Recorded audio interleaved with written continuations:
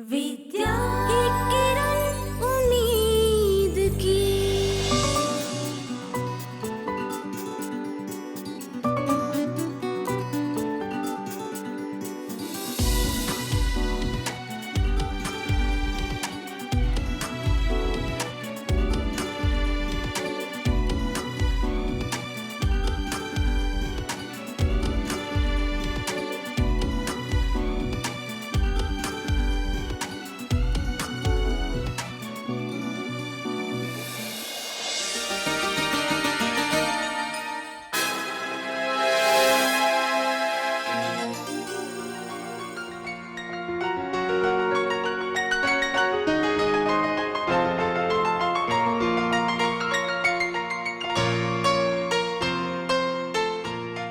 ये लीजिए।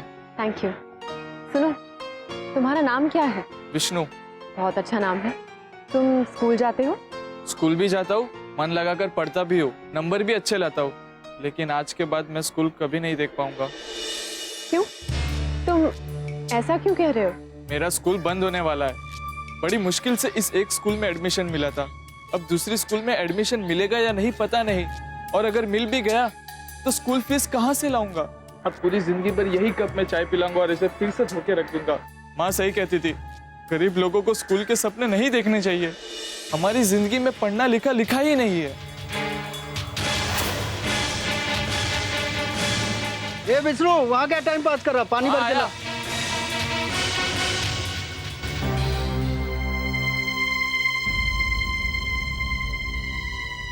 शर्मा जी, कहावतें सिर्फ लेखक के दिमाग का खेल नहीं होती, हकीकत में हो जाती हैं। आप लोगों से मिलकर मुझे ऐसा लग रहा है जैसे डूबते हुए जहाज को तिनके का सहारा। सच कह रहा हूँ शर्मा जी, आपसे मिलकर मेरी उम्मीदों ने फिर से नई उड़ान भर ली। जिन सिद्धांतों पर सिंघानिया स्कूल की स्थापना हुई थी, और आज विद्या भी उन्हीं सिद्धांतों में जी रही है। शर्मा जी, सिंघानिया स्कूल को विद्या की सख्त जरूरत है। वही है जो मेरे पिताजी के और बहुत से असहाय बच्चों के सपनों को टूटने से बचा सकती है।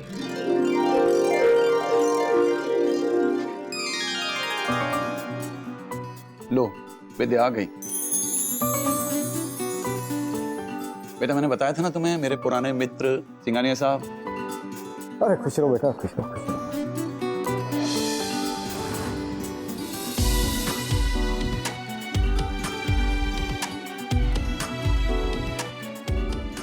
बेटा, अभी हम लोग तुम्हारे बारे में बात कर रहे थे। तुम्हारे पापा ने मुझे बताया कि तुम भी एक होनहार और समर्पित टीचर हो। तुम भी अपने पापा की तरह शिक्षा को पूजती हो। बेटा, एक नेक मकसद से शुरू किया गया स्कूल बहुत से असहाय और गरीब बच्चों की पढ़ाई का सहारा है। आज वो स्कूल बंद होने के कगार पे। मैं अकेला बुरा इंसान इन सब चीजों से लड़ूं तो कैसे लड़ूं? तुम चाहो तो मेरा सहारा बन सकती हो और इस स्कूल को बंद होने से बचा सकती हो।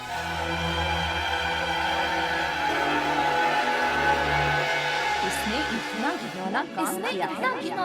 इसने अध्यापकों को बदनाम किया है। इसे सख्त से सख्त सजा मिलनी चाहिए।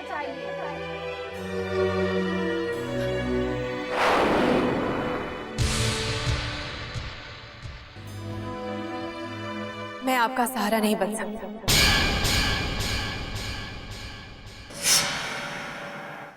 मैं आपके स्कूल को नहीं संभाल सकता।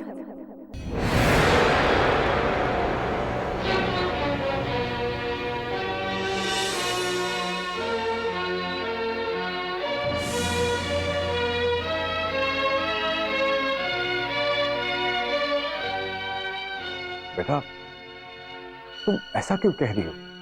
सॉरी अंकल, पर मैं ये जिम्मेदारी संभालने के लिए तैयार नहीं।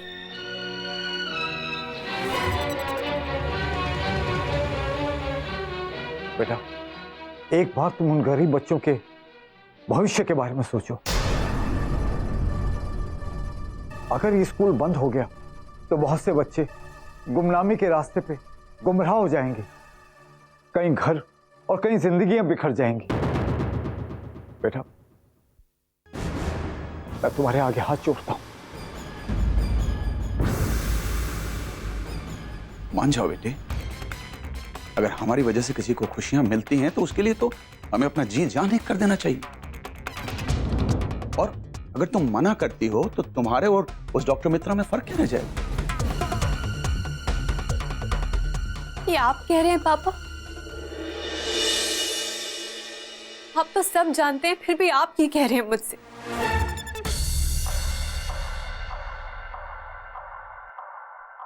तुम ना कह रही हो तो जरूर कोई तुम्हारी मजबूरी होगी।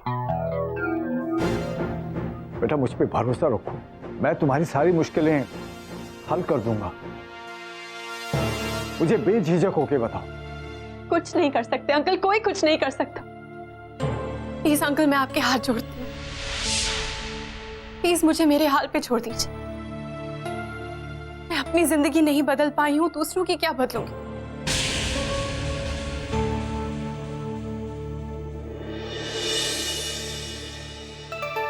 प्लीज अंकल, इतनी बड़ी जिम्मेदारी का दबाव मत डालिए मुझ पर।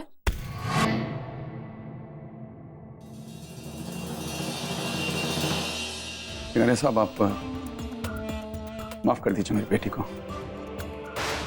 नहीं शर्मा जी, आप क्यों माफी मांग रहे हैं?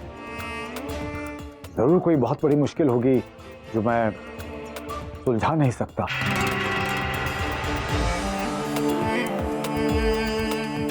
सॉरी बेटा, मुझे माफ करना, मैंने तुम्हारा दिल दुखाया और मेरी वजह से तुम रोई। अच्छा शर्मा जी, मैं चलता हूं।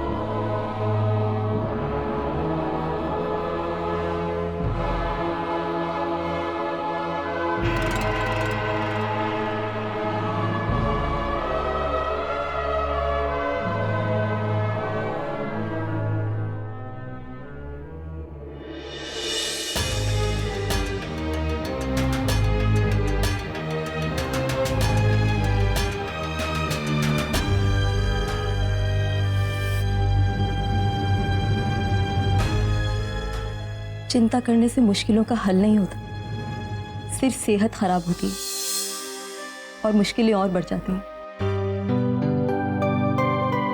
स्कूल को बचाने की एक आखिरी उम्मीद दिखाई दी थी, अब तो वो भी नहीं रही। क्या हुआ? भोपाल के एक जाने माने स्कूल टीचर है, मेरे दोस्त भी हैं। उनकी बेटी है विद्या, वो एक बहुत अच्छी स्कूल टीचर है। उसे मिलकर मुझे ऐसा लगा था कि हमारा स्कूल उसके हाथों में सुरक्षित रहेगा, पर उसने भी मना कर दिया। पर क्यों? शायद उसकी भी कोई हमारी तरह मजबूरी रही होगी। तो फिर अब क्या होगा? अब तो ना कोई रास्ता है और ना ही कोई उम्मीद।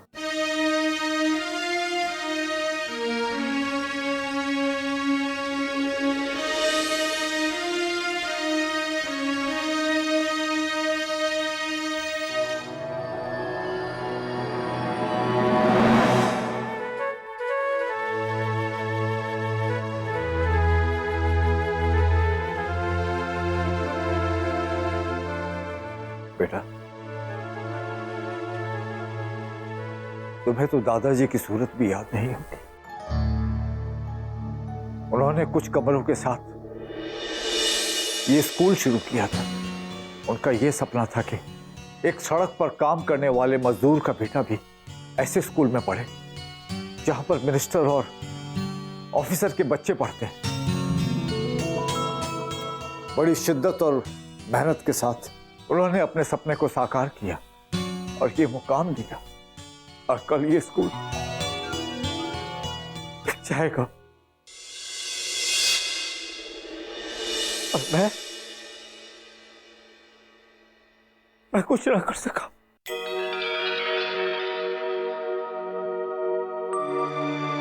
मुझे माफ करना बाबूजी,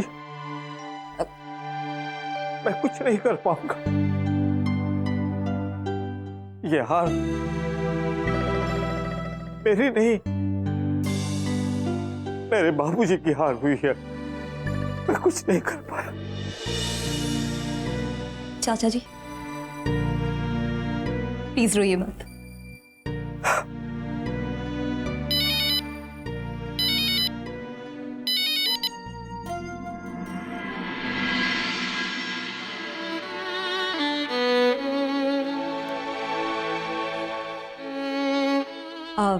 चाचा जी मुझे एक जरूरी काम है, मुझे अभी जाना होगा। और आप प्लीज सो जाइएगा और सोने से पहले दवाइयां जरूर ले लीजिएगा। हाँ, चलती हूँ मैं।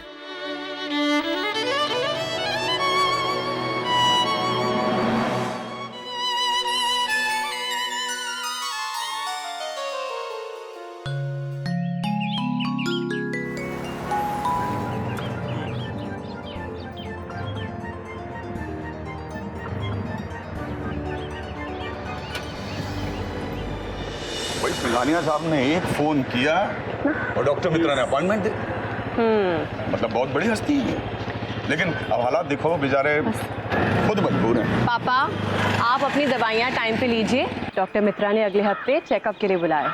अगर सब कुछ ठीक रहा तो हम वापस घर भोपाल जाएंगे। दीदी नमस्ते। दीदी नमस्ते। अंकल नमस्ते। पापा ये विष्णु है, इस टी स्टॉल पे काम करता है। अंकल प्रसाद लीजिए। दीदी आप भी। प्रसाद? दीदी मैं मंदिर गया था, माँ कहती थी कोई सुने ना सुने लेकिन भगवान सबकी सुनते हैं। कल मेरा स्कूल बिकने वाला है। मैंने भगवान से प्रार्थना की है कि कल सुबह के पहले किसी को भेज दे मेरा स्कूल बचाने, वरना पूरी जिंदगी भर मैं चाय पिलाता रह जाऊंगा। क्या नाम है तुम्हारे स्कूल का? सिंघानिया स्कूल।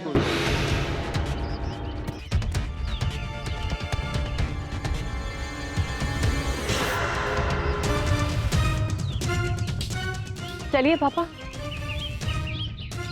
बाय। दीदी हो सके तो आप भी भगवान से प्रार्थना करना, शायद भगवान आपकी सुन ले।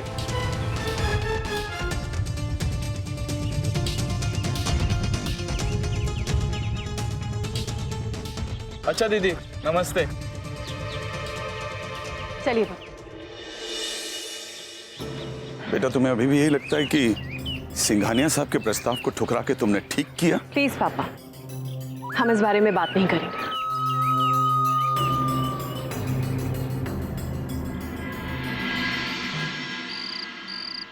चीयर्स। Cheers। हमारी जीत के लिए। पता है हम सब के अंदर एक जानवर होता है। मेरे अंदर शेर है, आप लोग के अंदर हिरन होगा और किसी के अंदर टर्माइट्स, हिंदी में जिसे दीमक कहते हैं, जो लकड़े के अंदर पाया जाता है। धीरे धीरे करके वो लकड़े को खोखला कर देता है। पूरे के पूरे महल को खोखला करके गिराने की ताकत होती है। और वो दिमाग मैं हूं।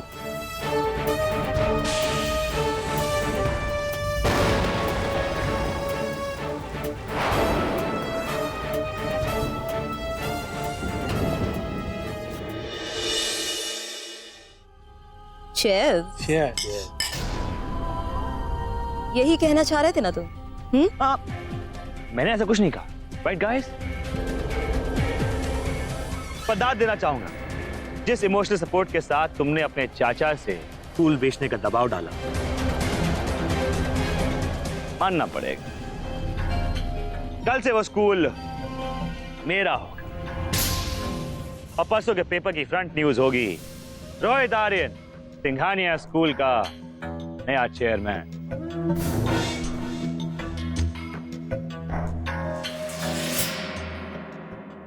रोहित, अंकल किसी लड़की का जिक्र कर रहे थे, कह रहे थे कि वो उनकी उम्मीद बन सकती है और अब वो उम्मीद टूट गई।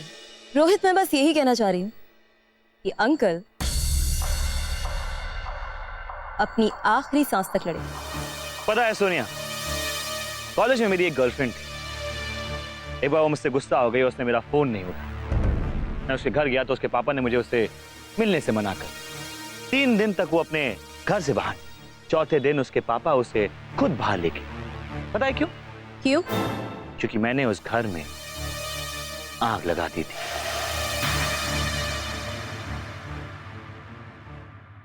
रोहित आर्यन जो करना चाहता है वो जरूर करता है।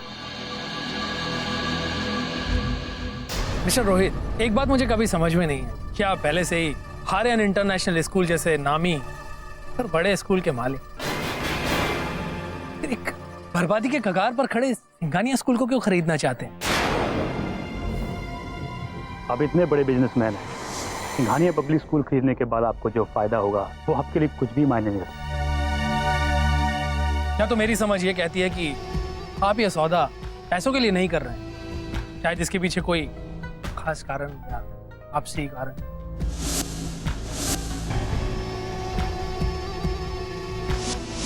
ऐसी कौन सी बात है जिसकी वजह से आप मुझे पहचानते हैं? इंडिया मैगजीन में इंडिया के टॉप बिजनेसमैन में आपका नाम आता है। आपके फादर के 50 करोड़ बिजनेस को आप 5000 करोड़ तक लेकर आ गए।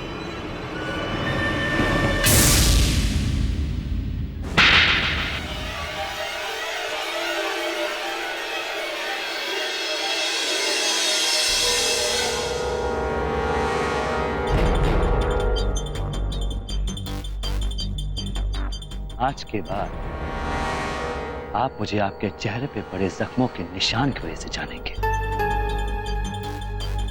जो आपको ये याद दिलाएगा कि आपने मुझसे जो सवाल करने की गलती की है वो आप दोबारा नहीं करेंगे।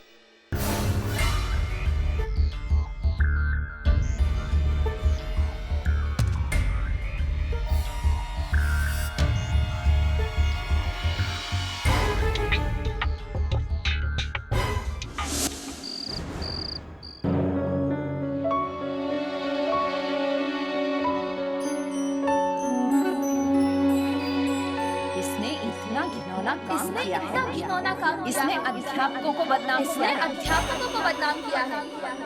इसे सख्त से सख्त सजा मिलनी चाहिए।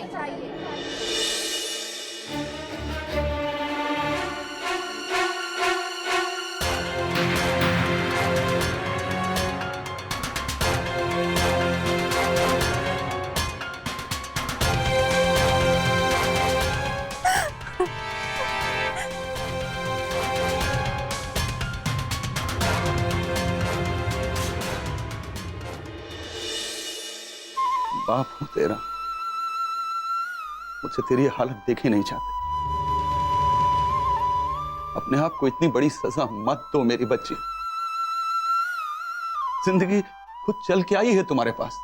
सिंघानिया जी की बात मान लो। नहीं पापा। अच्छा, सिंघानिया जी के लिए ना सही, लेकिन उस स्कूल में पढ़ने वाले विष्णु जैसे बच्चों के खातिर उनके भविष्य के बारे में सोचो।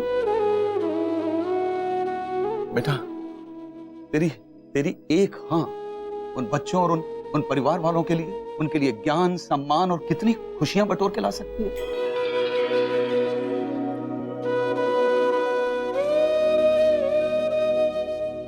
आप तो मुझे जानते हैं ना पापा, आप जानते हैं कि दूसरों की खुशी से ही मुझे चैन मिलता है। सिंघानिया अंकल की वजह से आपको डॉक्टर मित्रा का अपॉइंटमेंट मिला है, आपका इलाज होने वाला है, और उनका शुक्रिया अदा करने के बदले मैंने उनसे इतनी रूखी सूखी बात की, उनकी मदद करने से इनकार कर दिया। मुझे माफ कर दीजिए पापा, मुझे बहुत बुरा लगा। तरफ मेरी आंखों के सामने विष्णु का चेहरा है, उन बच्चों का चेहरा है, और वहीं दूसरी तरफ मेरा अतीत। मैं नहीं भुला सकती वो सब, और मैं उस दुनिया में वापस भी नहीं जाना चाहती पापा। ये अंधेरा, ये घुटन, अब यही मेरी किस्मत है। मैं जानता हूं कि जबरदस्ती तो मैं कोई बात तुमसे मनवा नहीं सकता, लेकिन इतना जरूर कहूंगा कि अतीत को याद कर करके तू अतीत में घुट के रह गई है। एक घुटन भरी जिंदगी जी रही हो तुम। मुझे डर है कि ये घुटन मैं कहीं जीते जी जिंदा लाश ना बना। अब कम से कम एक बार जो बर्ताव तुमने सिंघानिया जी से किया है, फोन करके उनसे माफी जरूर मांगना।